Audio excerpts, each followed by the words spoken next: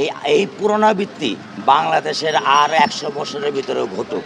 কারণ একজন বাবা মার বুক যে খালি হয়ে গেছে, এই ক্ষতি, এই কষ্ট, এই স্মৃতি কোনোদিন কেউ কোনো কিছুর বিনিময়ে পূরণ করবার নয়।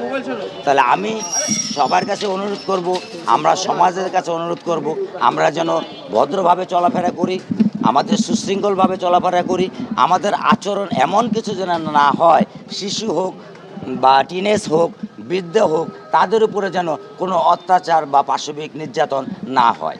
এবং এই জন্য আমাদের রাষ্ট্র বা সমাজ যে ব্যবস্থা করা উচিত, তারা সেই ব্যবস্থা নিলে আমি আরও খুশি হব।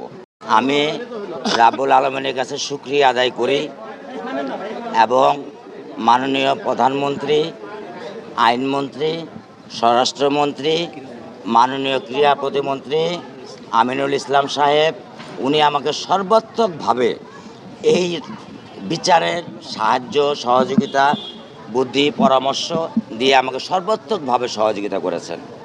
পরিপ্রেক্ষিতে বাংলাদেশ প্রশাসনের, পুলিশ প্রশাসনের, পল্লবী থানার বিশেষ করে ইন্সপেক্টর ওহিদুজ্জামান, তারপরে ওসি,